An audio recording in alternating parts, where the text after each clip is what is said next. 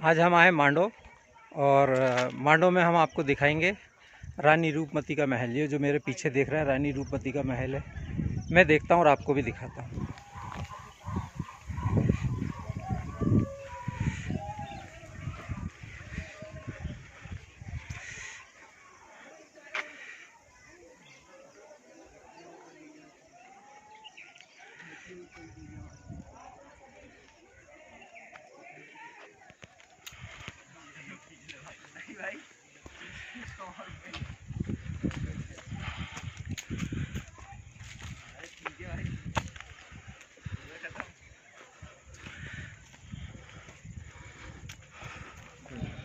जय गणेश, जय गुरु रविदास। दोस्तों नमस्कार, आप सबका मेरे channel travelling in all Bharat में स्वागत है।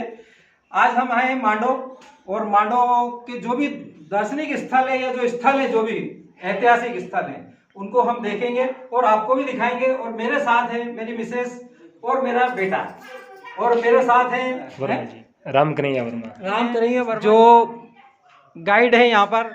ये हमें पूरे मांडो के पूरे ऐतिहासिक जो भी है वो दिखाएंगे यहाँ पर। तो आइए मैं देखता हूँ और आपको के बारे में बताना चाहेंगे कि इसे मांडू कहा जाता है। लोकल पब्लिक इसे मांडो कहती है। इंग्लिश में से मांडू कहा जाता है, गुजराती में से मांडोगढ़। परमार डायनेस्टी राजा भोज के टाइम मांडू का नाम था मंडपा दुर्ग, फोर्ट किला। लेकिन मुगल काल में मांडू का नाम रहा है सादियाबाद, आनंद की नगरी, कुशल का शहर, सिटी ऑफ जॉय। इसके एक नहीं बल्कि अनेक नाम रहे। मांडू का इतिहास आज से 1200 साल पुराना है। ये सारी प्रॉपर्टी ये सब हिंदू राजा की रही है। हिंदू राजा में परमार डायनेस्टी में आता है राजा भोज। राजा भोज के बारे में तो सुना हो आप लोगों ने कि कहाँ राजा भोज और कहाँ गंगू तेली। उसके बाद आता है तोमर डायनेस्टी, फिर आता है पथियार, खिलजी, गोरी, मुगल, और लास्ट में आता है मराठा जो कि बाजीराव पेशवा, जिसने 1732 ईस्वी में मालवा को जीता था। और लास्ट शासक बाजीराव पेशवा मराठा अपने यहाँ पर आते हैं। उसके बाद अपने यहाँ पर आते हैं अंग्रेज। लेकिन सबसे पहले हिंदुस्तान की 5 रानियां काफी सुंदर हुआ करती थी, जिसमें रानी रूपमती का जिक्र काफी आता है। जो कि रानी रूपमती के बारे में बताना चाहेंगे।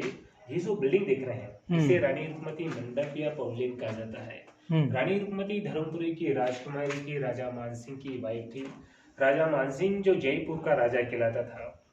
फिर दोनों के बीच में विवाद हुआ। राजा मानसिंह ने रानी रूपमती को छोड़ दिया। फिर रानी रूपमती अपने मैके आ जाती धर्मपुरी, जो कि मांडू से धर्मपुरी विलेज 35 किलोमीटर दूर पड़ता है। तब बाज बहादुर को गुजरात का सम्राट कहा जाता था। बाज बहादुर, तानसेन, बाबा रामदास, बेजीराव बाबरा, इस सम्राट अकबर के राज दरबार में सिंगर हुआ करते थे। इन्हें नवरत्न की उपाधि प्रदान की गई थी, इसलिए इन्हें संगीत सम्राट कहा जाता था। बाद में सम्राट अकबर ने बाज बहादुर को अपना सेनापति बनाया। लेकिन बाद में बाज बहादुर ने खुद की सेना तैयार की, महमूद शाह सेकेंड राजा से ठीक किया, गुजरात और मांडू को एक किया और फिर खुद राजा बन गया। फिर हिरण का शिकार करते हुए नर्मदा तट पर बाज बहादुर जाता है, जहां पर बाज बहादुर की मुलाकात रानी रूपमती से होती है। उसकी खूबसूरती और उसकी मधुर आवाज को सुनते ही बाज बहादुर रानी रूपमती को प्यार का इजहार करता है, उसे मांडू लेके आता है और अपने प्यार के लिए ये महल बनवाता है। लेकिन बताना चाहेंगे कि रानी रूपमती ने कैसे सुसाइड किया और कैसे बाज बहादुर का अंत हुआ। एक बार सम्राट अकबर मांडू आता है, रानी रूपमती को झरोखे से देख करके वापस चंदेरी चला जाता है और चंदेरी से बाज बहादुर को मैसेज करता है कि रानी रूपमती को मेरे राज दरबार में सिंगिंग के लिए भेज दिया जाए। बाद में बाज बहादुर सम्राट अकबर को मैसेज करता है कि तुम्हारे हरम की जितनी भी रानियां हैं वो मांडू भेज दीजिए, तो मैं अपनी प्रेयसी को तुम्हारे पास भेज दूंगा गाने के लिए। तब सम्राट अकबर जो कि सेनापति आदम खां को मांडू भेजता है। हजारों लाखों सेनाओं के साथ बाज बहादुर और सेनापति आदम खां में युद्ध होता है। युद्ध में सेनापति आदम खां जीत जाता है और बाज बहादुर हार जाता है। हारने के बाद ये चित्तौड़ की ओर भाग जाता है और वहां पर उसकी मौत हो जाती है। तब इसी महल में रानी रूपमती को मैसेज मिलता है। तब रानी रूपमती अपनी दासियों को बुलवाती है। दासियाँ थोड़ी चली आती है, उन्हें कहती कि हमारे लिए दूध का कटोरा लाई जाए। उस कटोरे में दूध होता है, हीरे की अंगूठी होती है। हीरे की अंगूठी के नीचे जहर होता है। उस ढक्कन को ओपन करती है, पॉइजन को मिक्स करके पी जाती है और सुसाइड कर लेती है। बाद में मैसेज मिलता है कि रानी रूपमती और बाज बहादुर दोनों मारे गए। तब सम्राट अकबर जो कि जोधा बेगम के कहने पर सहारनपुर जाता है, जहां पर रानी रूपमती की समाधि बना देता है और बाज बहादुर का मकबरा। अब मैं आपको वो जगह दिखाऊंगा जहाँ पर रानी रुकमती बैठ करके गाना गाती थी। उसी जगह पर इसने भोजन खा करके सुसाइड किया था। फिर मैं आप लोगों को नर्मदा रिवर साइड दिखाना चाहूँगा। ठीक, आइए।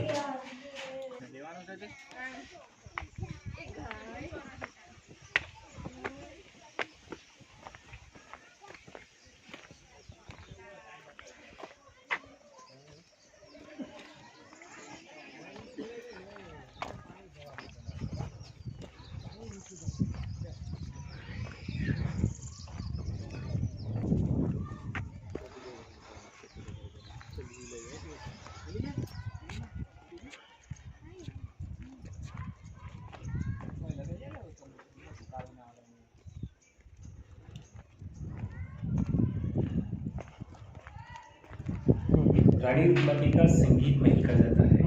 रानी रुकमती एक बेस्ट सिंगर थी और बाज बहादुर एक संगीत सिंगर। ये वाला रानी रुकमती वहाँ पर बैठ करके गाना गाती थी, तो उसकी मधुर आवाज इस महल में चारों तरफ से गूंज जाती थी। और अच्छा। इसी जगह पर रानी रुकमती ने पॉइजन खा करके सुसाइड किया था और अपनी जान दी थी। इसी महल में। मैं आप लोगों को नर्मदा रिवर साइड दिखाना चाहूँगा। ठीक है।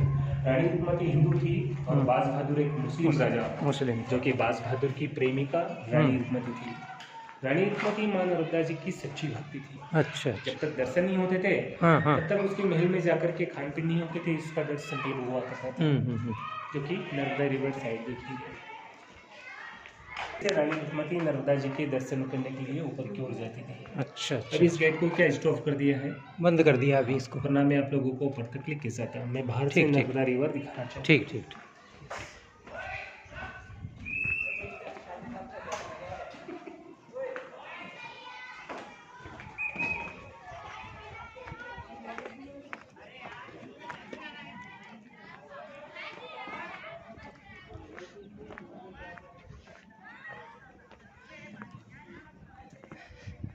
सर ये विंध्याचल माउंट है।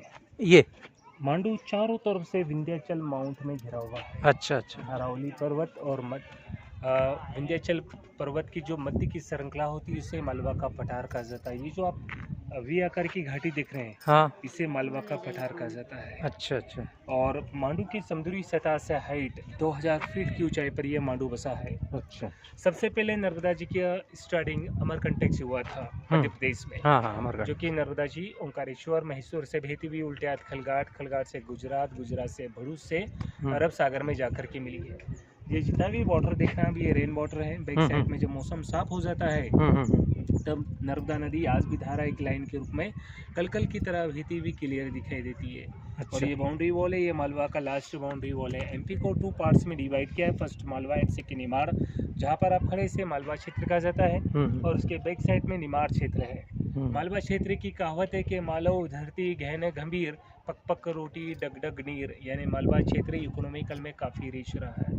और यहाँ पर 2 टॉम है, first and second. First Tom जहाँ पर रानी रुकमती नर्मदा जी की पूजा पाठ करने के लिए जाती थी ऊपर। हाँ। सेकेंड पार्ट जहाँ से रानी रुकमती बाज बहादुर की महल की खूबसूरती को दिखा करती थी। अच्छा, वो जो महल जो दिख रही है, महल है जो कि चलेंगे वहाँ पर। हाँ हाँ हाँ हाँ। ये वाटर चैनल है। हाँ हाँ ऊपर भी वाटर चैनल है। हाँ। इस टेरेस के नीचे एक वाटर टैंक है। अच्छा। जो कि रेन वाटर सारा उसी टैंक में स्टोरेज होता था। हाँ। नेचुरल फिल्टर करके उसका यूज़ किया जाता था, जिसे रेन वाटर हार्वेस्टिंग सिस्टम कहा जाता है। जो कि इसके अंदर बाद में चलेंगे। ठीक। पहले यहाँ से एक फोटो लेते हैं।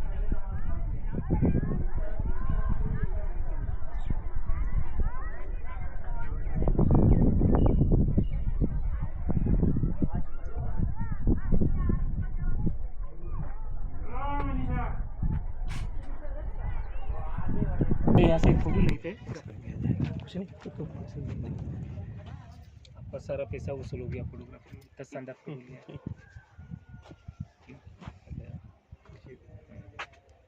सुंदर है, ठीक है। ऊपर जाने का मना है? वो गेट लगा दिया ना, नहीं तो पहले तो था, पर चालू था, बंद कर दिया।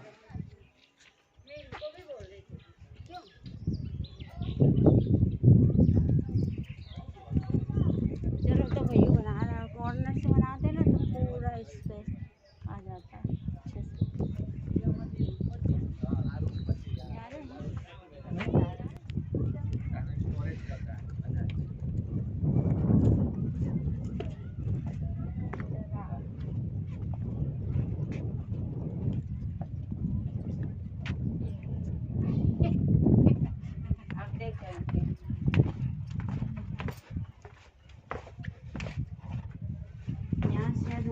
नहीं होगी, यहाँ से निकलने का रहेगा। वो अपन आ गए ना, वो निकल गए होंगे आगे। तो अपन ने ऊपर से पूरा देखा नहीं, ये नीचे इधर से ऐसा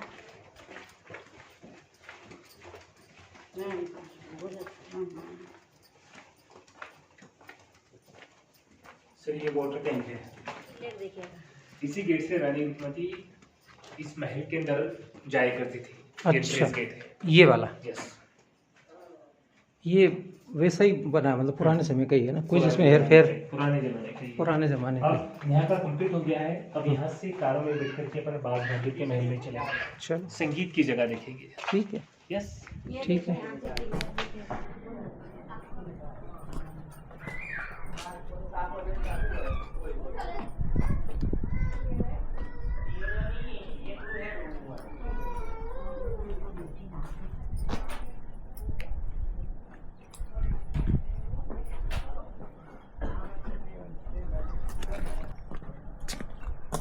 अच्छे से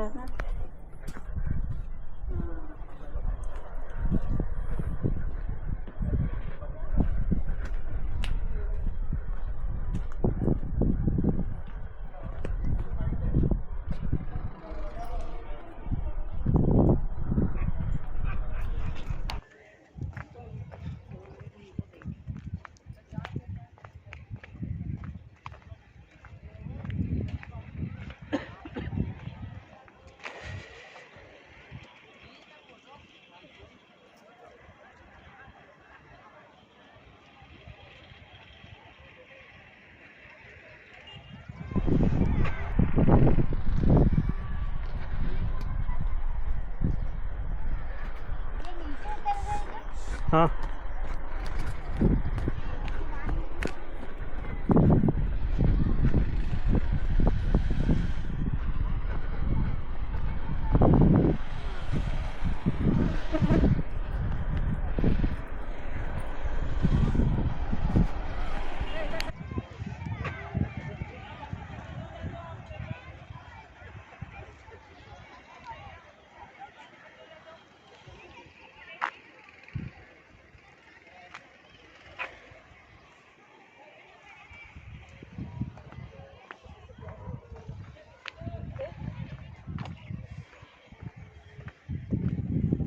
अपन इधर से चलेंगे नीचे से।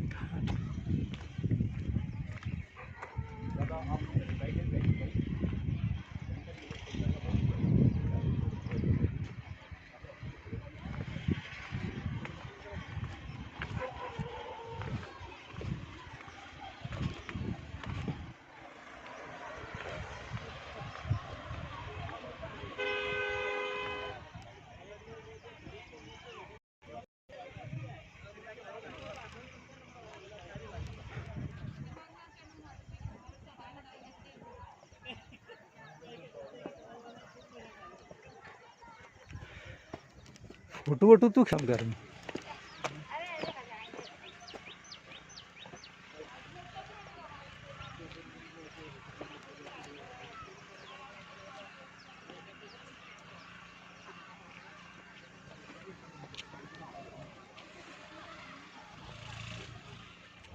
वहाँ पे लेते चल अच्छा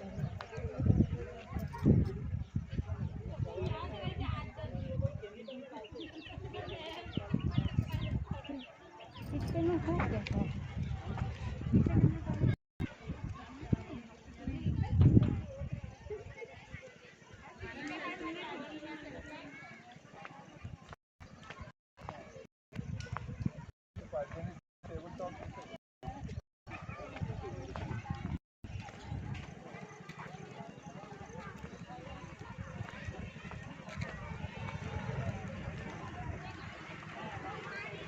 Ini bunga nih.